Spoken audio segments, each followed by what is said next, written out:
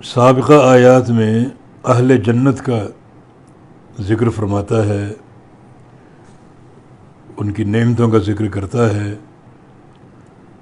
اور جو اس کے احسانات ہیں ان کا ذکر فرماتا ہے۔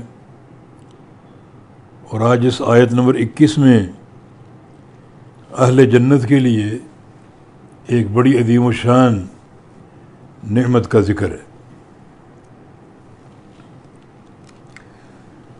وہ نعمت یہ ہے کہ جو جنتی لوگ ہیں، اگر ان کی اولادیں بھی مومن تھیں اور ان کے پیچھے چلتی ہوئی نیک تھیں، صالح تھیں، لیکن عمل میں تفاوت تھا، یعنی ماں باپ کے عمل زیادہ تھے، بڑے تھے، اولاد کی عمل میں کمی تھی، تو اللہ تعالیٰ فرماتا ہے کہ ہم تمہاری جو ذریت اور اولاد ہے انہیں تم سے ملا دیں گے، یعنی ان کے رتبے میں ترقی عطا فرما کے انہیں تم تک پہنچا دیں گے تاکہ تم اکٹھے ساتھ رہو۔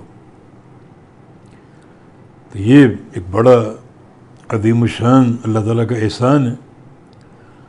اور ساتھ یہ فرمایا کہ ایسا نہیں ہوگا کہ تمہارے اعمال یا تمہاری جزا میں کمی کر کے ان کو دی جائے، کہ چونکہ تم تک تمہارے بچوں کو پہنچانا ہے لہذا اپنی جزا کا کچھ حصہ ان کو دو تاکہ تم سے ملنے کے قابل ہو جائیں، تم تک پہنچنے کے قابل ہو جائیں۔ نہیں،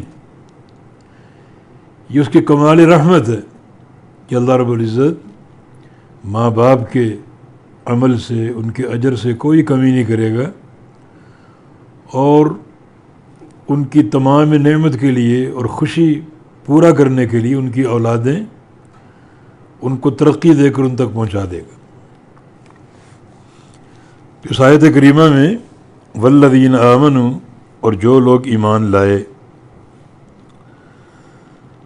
واتبعتہم ذریتہم بایمان، اور ان کے پیچھے آئے ان کی اولاد ایمان کے ساتھ ہی، یعنی ماں باپ مومن ہیں، آگے اولاد بھی مومن ہیں،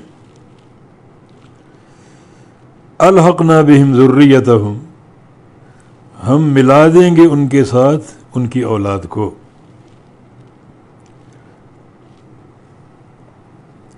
یعنی ماں باپ کا عمل زیادہ تھا، زیادہ قوی تھا، اولاد کے عمل میں کمزوری تھی، کچھ کمی بیشی تھی، تو ہم تمہاری خوشی پورا کرنے کے لیے، تمہاری آنکھیں ٹھنڈا کرنے کے لیے تمہاری اولاد کو اپنی طرف سے عطا فرما کر تم تک پہنچا دیں گے اور تمہارے ساتھ ملا دیں گے۔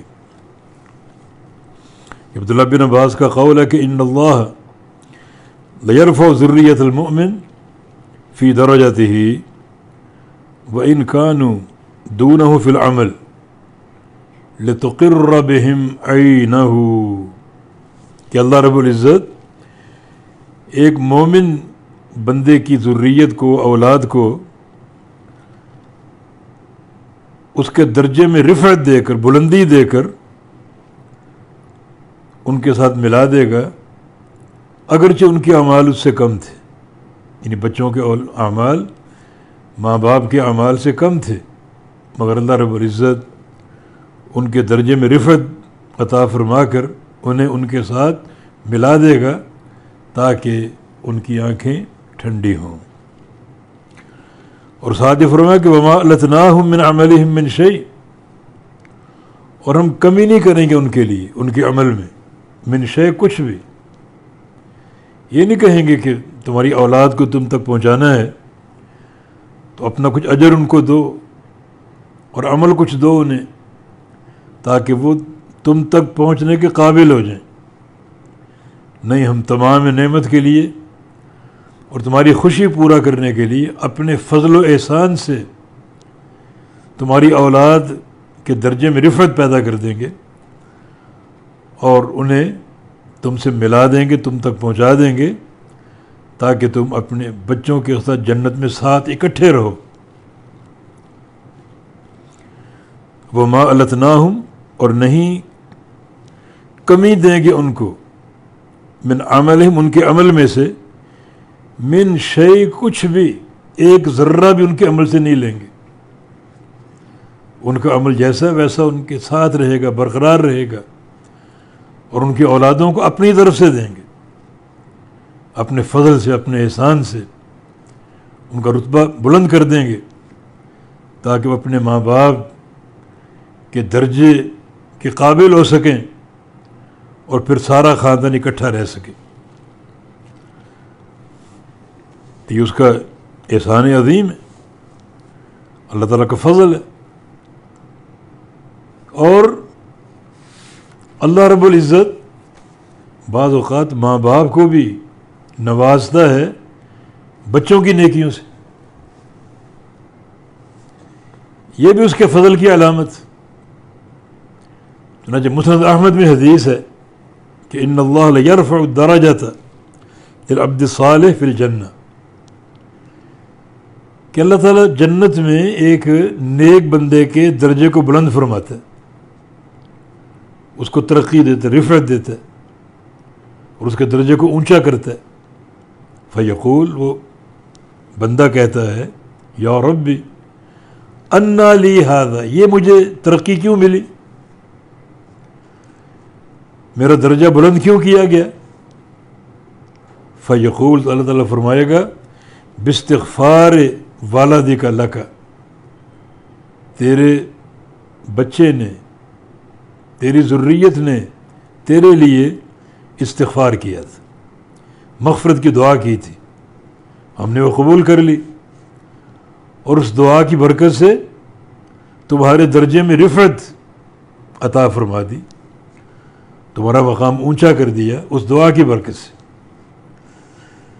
تو یہ صالحیت، نیکی، باپ کا نیک ہونا اولاد کے کام آ رہا ہے، اور اولاد کا نیک ہونا باپ کے کام آ رہا ہے.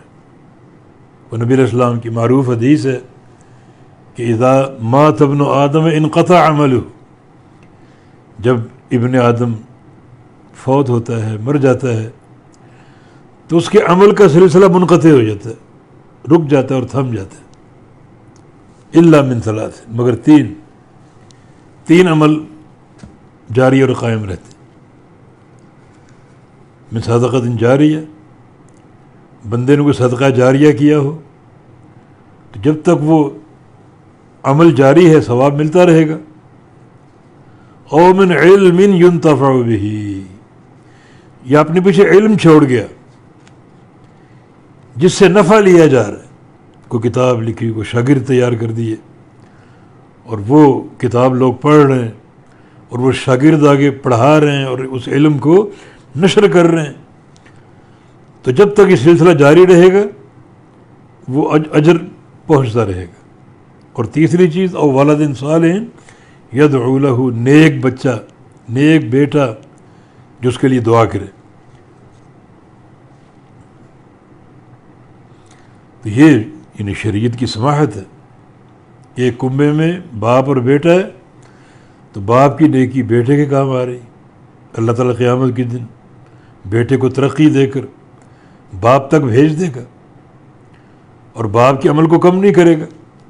اور بیٹے کی دعا اور بیٹے کی نیکی باپ کے کام آ رہی کہ اللہ تعالیٰ نے بیٹے کو باپ کے لیے صدقہ جاریہ بنا دی.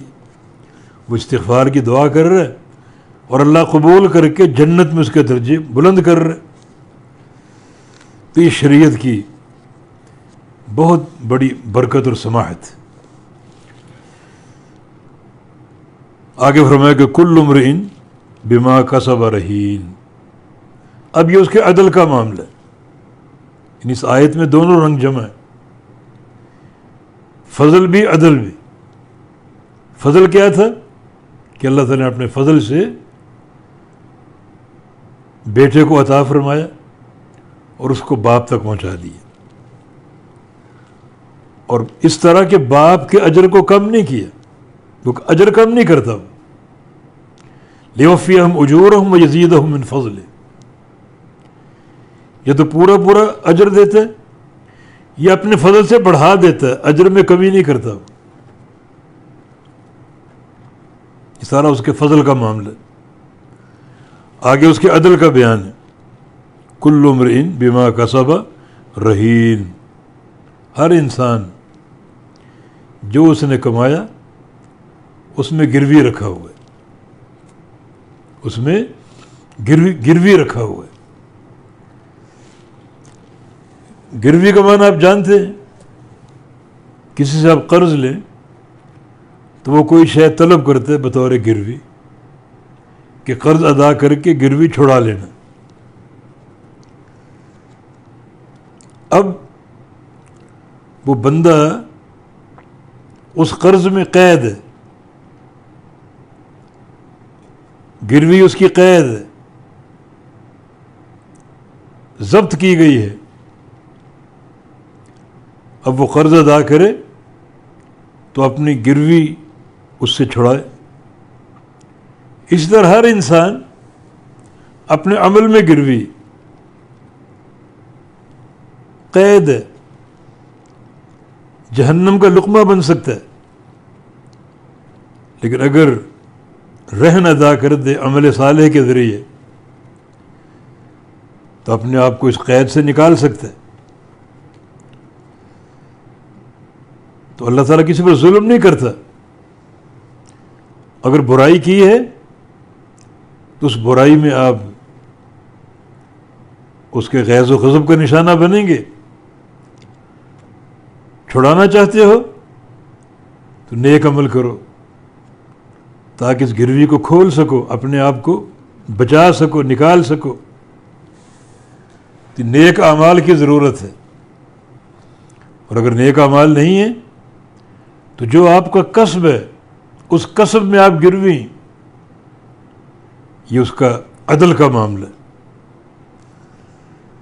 تو آیت کریمہ اس میں دونوں رنگ ہیں، اللہ تعالیٰ کے فضل کا بھی اور اس کے عدل کا بھی۔